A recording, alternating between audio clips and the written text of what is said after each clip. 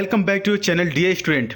Indian air force के लिए अब स्पेशल वीडियो आपको दी जाएगी, यानी कि अपने पिटारे से जितना बेहतरीन हो सकता है उतना आपको दिया जाएगा। और ये जितने भी वन वर्ड होंगे या अब जितनी भी वीडियोस आएंगी, हम सोच रहे हैं कि एक एक जो टॉपिक है वो आपको दें और वो सब क्वेश्चन जो भी हों वो पिछले साल की परीक्षाओं से हों। यानी कि आपके एग्ज़ाम में आपको पता होना चाहिए कि मैक्सिमम क्वेश्चन रिपीट करते हैं, यानी कि अगर वो क्वेश्चन 2016 में आया तो वो 2019 में आया, अगर वो 2015 में आया तो हो सकता है कि 2020 में आया। इसको बोलते हैं रेपिटेशन। तो जैसे कि आपको पता है कि आपका जो एग्ज़ाम है वो बहुत दिनों से टलते हुए आ रहा था, तो ऐसे में हो सकता है कि जो आपका क्वेश्चन पेपर हो वो न बना हो। तो अगर वो क्वेश्चन पेपर नहीं बना रहा होगा तो अब जब एग्ज़ाम डेट आया है तो हो सकता है कि वहाँ पर जो मैक्सिमम क्वेश्चन है वो पिछले साल के उठाकर आपको दे दिए जाएं। और होता जनरली यही है कि जो मोस्ट रिपीटेड क्वेश्चन रहते हैं वो आपके एग्जाम में पूछ लिए जाते हैं। तो कुछ उसी प्रकार से ये सीरीज चलाई जा रही है। जितने भी क्वेश्चन हमें याद हैं कि ये क्वेश्चन पिछली बार आए थे और ये कई बार रिपीट हो चुके हैं, उन क्वेश्चंस को हम आपको अब देना शुरू कर रहे हैं। बिल्कुल बड़े लेवल पे तैयारी शुरू हो चुकी है एयरफोर्स स्पेशल के लिए। तो चलिए, ये पार्ट नंबर 1 है वन वर्ड का। अब यहाँ पर हम क्या करेंगे कि आपको जब ये क्वेश्चन समझाएंगे तो साथ ही साथ जितने ऑप्शन होंगे वो भी समझाएंगे। यानी कि इस टाइप की जो वीडियो होगी इसमें 5 वन वर्ड लेंगे तो पांचों में से आपको 4 उसके जो है कि ऑप्शन भी समझाएंगे। तो ये चारों जो ऑप्शन होते हैं वन वर्ड में वो वन वर्ड का ही ऑप्शन होता है।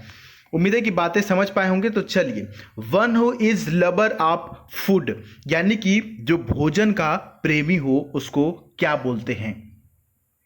बहुत से बच्चे देखकर लगा होगा कि ऑप्शन ए सही हो जाएगा, गलत है। यही आप करके आते हैं एग्जाम में, गलती करके आते हैं। ऑप्शन नंबर ए नहीं होगा। ऑप्शन कौन सा सही होगा? बी सही होगा। गोमेट बोलते हैं इसको, आर साइलेंट, गोमेट बोलेंगे। गोमेट का मतलब होता है ऐसा व्यक्ति जो भोजन का प्रेमी हो और साथ ही साथ जो भोजन का विशेषज्ञ हो, जो भोजन के बारे में जानता भी हो। और जो ग्लूटन लिखा हुआ यहाँ पर ऑप्शन नंबर ए में, इसका मतलब होता है पेटू, यानी कि भूखड़, हमेशा भूख लगा रहेगा, हमेशा खाता रहेगा, पेटू होता है। ठीक है, समझ में आया अंतर दोनों में क्या है? ये जो है ये होगा ऐसा व्यक्ति जो भोजन का प्रेमी होगा और कुछ उसके बारे में नॉलेज भी रखता होगा। और ये जो ऑप्शन नंबर ए ग्लटन दिया हुआ है, इसका मतलब पेटू या भुक्खड़ होता है, उसको बस खाने से मतलब है, भोजन का वो प्रेमी नहीं होता है, उसको कुछ भी मिल जाए बस वो पेट में डालता रहता है। बाकी के जो 2 ऑप्शन हैं वो आप यहां पर देखिएगा। यहां पर एक लिखा हुआ है डायरी, DIARY। डायरी का मतलब होता है, इसको ऐसे पूछता है कि a book where daily records are maintain, that is diary. यानी कि ऐसी बुक जहां पे रोज के रिकॉर्ड्स जो है कि मेंटेन किए जाते हैं। और एक लिखा हुआ है डेयरी। डेयरी ऑप्शन जो डी जो है, डेयरी का मतलब होता है दुग्धालय, जहां पे दूध वगैरह आपको मिलते हैं उसको डेयरी बोलते हैं। ठीक है, अब देखिए अगला जो आपके सामने है लवर ऑफ बुक्स। ये कई बार आपके एग्जाम में पूछा गया है, जो भी बच्चे पिछली बार एग्जाम दिए रहे होंगे उनको पता होगा। लवर ऑफ बुक्स का मतलब होता है पुस्तक का प्रेमी। तो उसको क्या कहते हैं एक शब्दों में? उसको बोलते हैं बिब्लियोफाइल, ऑप्शन नंबर ए। अब देखिए यहां पर समझिएगा, जो भी बच्चे जिनकी इंग्लिश बहुत ही वीक है ना, बने रहिए, मैं गारंटी लेता हूं कि वन वर्ड में आपका एक भी क्वेश्चन गलत नहीं होगा। देखिए, फाइल शब्द कहीं पर भी आ जाए ना तो आपको समझ जाना है कि इसका मतलब होता है प्रेम। फाइल का मतलब क्या होता है? प्रेम। और देखिए यहां पर क्वेश्चन में दिया हुआ है लवर का मतलब प्रेमी। तो आप और किसी ऑप्शन में देख सकते हैं, नहीं दिया हुआ है। एक छोटा सा ट्रिक, फाइल का मतलब लव, बिब्लियो शब्द आया, बिब्लियो का मतलब होता है पुस्तक यानी कि बुक। तो ये देख रहे हैं दोनों चीजों से ये रिलेट कर रहा है। आपको नहीं पता था, मान लीजिए कि आपको बिब्लियोफाइल नहीं पता था, लेकिन आप अगर ये दोनों चीजों को लेकर के यहां से ट्रिक अगर लगाएंगे तो समझ में आएगा कि नहीं आएगा? समझ में आएगा कि ऑप्शन नंबर ए ही सही है, बाकी कुल गलत है। तो यहाँ पर बिब्लियोफाइल हो जाएगा। बिब्लियोफाइल का मतलब होता है पुस्तक प्रेमी। ऑप्शन नंबर बी को भी समझ लेते हैं। बिब्लियोमैनिक दिया हुआ है। बिब्लियोमैनिक का मतलब होता है पुस्तकों का शौकीन, ठीक है। और फोबिक का मतलब होता है भयग्रस्त, यानी जो बहुत ही डरा हुआ हो, a person having extreme fear. और ऑप्शन डी का मैनिया का मतलब होता है, इसका दो मतलब होता है। एक होता है इनफॉर्मल में होता है अ ग्रेट इंथुजियाज्म, यानी कि अति उत्साह। और फॉर्मल में देखेंगे तो गंभीर मनोरोग, जिसे व्यक्ति अत्यंत उत्तेजित हो जाता है या कि फिर हिंसक हो जाता है। इसको इंग्लिश में बोल सकते हैं अ सीरियस मेंटल इलनेस, ठीक है। तो ये उम्मीद है कि आपको चारों समझ में आ गया होगा। आगे की तरफ बढ़ते हैं। कमेंट करके जरूर बताइएगा कि अच्छा लग रहा है कि नहीं, आपको समझ में आ रहा है कि नहीं। One who treats the problem of heart, बहुत ही इंपॉर्टेंट क्वेश्चन है। वह जो हर्ट के प्रॉब्लम को की समस्याओं को, यानी कि दिल के समस्याओं का इलाज करता है, उसको क्या बोलते हैं? उसको बोलते हैं डियर स्टूडेंट कार्डियोलॉजिस्ट। देखिए ये आपके एग्जाम में कई बार आ चुका है, ये मुझे कहने की कोई ज़रूरत नहीं है। आप समझ सकते हैं कितना इंपॉर्टेंट है। देखिए किसी भी वर्ड के लास्ट में अगर IST देता है तो यह उसका प्रोफेशन शो करता है, यानी कार्डियोलॉजिस्ट का मतलब होता है हृदय रोग विशेषज्ञ। एक शब्द और दिया हुआ है ना, गायनोकोलॉजिस्ट बहुत ही इंपॉर्टेंट वर्ड है। इसका मतलब होता है one who treats woman problems, यानी कि जो महिलाओं के प्रॉब्लम्स को देखता है उसको गायनकोलॉजिस्ट बोलते हैं, गायनकोलॉजी बोलते हैं यहाँ पर। अब देखिए ये वर्ड कई बार पूछा गया दोनों, और यहाँ पर जो सही है वो कार्डियोलॉजिस्ट है। तो आपको दोनों समझ में आ गया। हार्ट डॉक्टर का मतलब समझते ही हैं, दिल का डॉक्टर होता है, लेकिन एक्चुअली में ये वर्ड का प्रयोग नहीं होता है, इसी को रिप्लेस करता है कार्डियोलॉजिस्ट। अब यूरोलॉजिस्ट क्या होता है? हमने बताया कि IST है तो उसका प्रोफेशन। यूरो का मतलब आपको समझ में आता होगा कि जो मूत्र रोग विशेषज्ञ होते हैं उसको बोलते हैं, यानी कि ऐसा डॉक्टर जो मूत्र प्रणाली के कार्य और उसके विकारों का उपचार करता हो, उसको यूरोलॉजिस्ट बोलते हैं। अब अगले क्वेश्चन की तरफ बढ़ते हैं। One who is the lover of Mankind, ये भी एक से अधिक बार पूछा गया है। एक जो मानव जाति का प्रेमी हो उसको क्या बोलते हैं? ऑप्शन नंबर बी सही हो जाएगा। उम्मीद है कि आप समझ पाए होंगे। अल्ट्रिस्ट का मतलब होता है ऐसा व्यक्ति जो मानव जाति का प्रेमी हो। अच्छा देखिए ऑप्शन यहां पर एक और आपको दिख रहा होगा, काफी इंपॉर्टेंट। ऑप्शन नंबर ए दिख रहा होगा, यहां पर तो बी सही है, समझ लिए ना। अब चलिए ए को भी समझ लेते हैं, क्या लिखा हुआ है?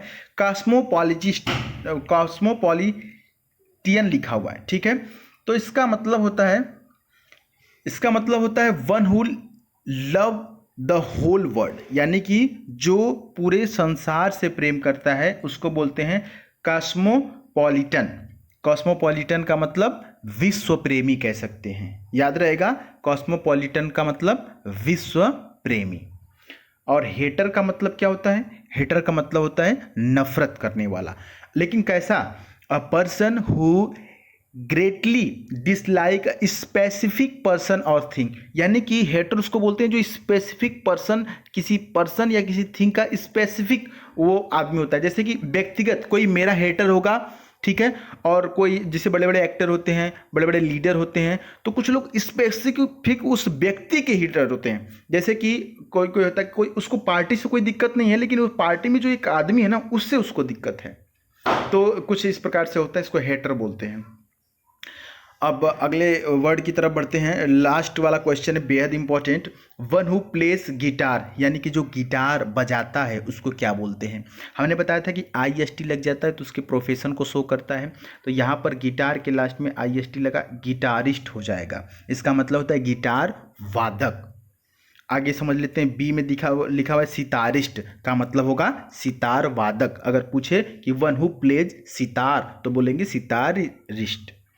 प्लेयर का मतलब देखिए दो होता है। प्लेयर का मतलब एक होता है वादक, अगर म्यूजिक के सेंस में जाएंगे तो, और प्लेयर का मतलब खिलाड़ी होता है जो गेम को खेलता है। डी म्यूजिक दिया हुआ है, म्यूजिक का मतलब संगीत होता है। तो ये 5 आपके वन वर्ड और पांचों के साथ जो हमने एक्सप्लेन किया उनके ऑप्शंस को आप कमेंट बॉक्स में बताइएगा कि क्या आपको समझ में आया। अगर एक भी ऑप्शन नहीं समझ में आया होगा तो हम उसको फिर से आपको बताने की कोशिश करेंगे। मेरी उम्मीद यही है डियर स्टूडेंट कि इस बार आपका सिलेक्शन हो, क्योंकि इस बार आपने बहुत ज़्यादा मेहनत किया है। आप लगभग 1 साल से तैयारी कर रहे हैं और यही जो कुछ दिन बचा हुआ है, अगर इसी कुछ दिन में अगर आप लापरवाही करेंगे तो आपके पूरे साल की मेहनत बर्बाद हो जाएगी। फिर नेक्स्ट वैकेंसी में क्या होगा क्या नहीं होगा, परिस्थितियां हमेशा एक समान नहीं रहती हैं, इस बात को मान के चलिए। और जो ये परिस्थिति आपकी चल रही है वो सबसे बेहतर है, ये भी आपको मानना है कि लाइफ में आपको आगे चल के इतना मौका नहीं मिलेगा पढ़ाई करने का। जैसे लाइफ आगे जैसे जैसे बढ़ती है, जैसे जैसे आपकी एज बढ़ती है, वैसे वैसे आपके ऊपर एक अलग प्रकार का प्रेशर क्रिएट होता है और ठीक उसी प्रकार आपका फिर पढ़ाई से जो मन है वो हटने लगता है और धीरे धीरे फिर आप डीमोटिवेट होने लगते हैं। तो ये जो समय है ना, इस समय आप चढ़ाई पे हैं, आप अपने पूरे 100% आप दे सकते हैं। आप इस कंडीशन में तो दीजिए अपना 100%, आपको कोई नहीं रोक सकता। इस बार आपका सिलेक्शन होगा ही होगा।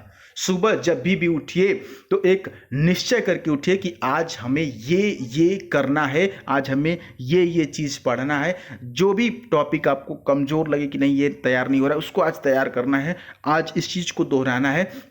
इस दृढ़ निश्चय के साथ सुबह सुबह आप उठिए और शाम को सोने से पहले, रात में जब भी आप सोने जाएं तो सोने से पहले आपके वो सारे काम पूरे हो जाने चाहिए। आपकी जो वो सारे जो आपने प्लान बनाया था सुबह सुबह कि ये चीज़ मैं पढ़ूंगा, ये प्रैक्टिस सेट सॉल्व करूंगा, वो सब सॉल्व हो जाना चाहिए। वो सब जब हो जाएगा तो आपको बिल्कुल संतुष्टि से नींद आएगी और एकदम आराम से सोएंगे। फिर नेक्स्ट डे आप रिचार्ज होकर उठेंगे।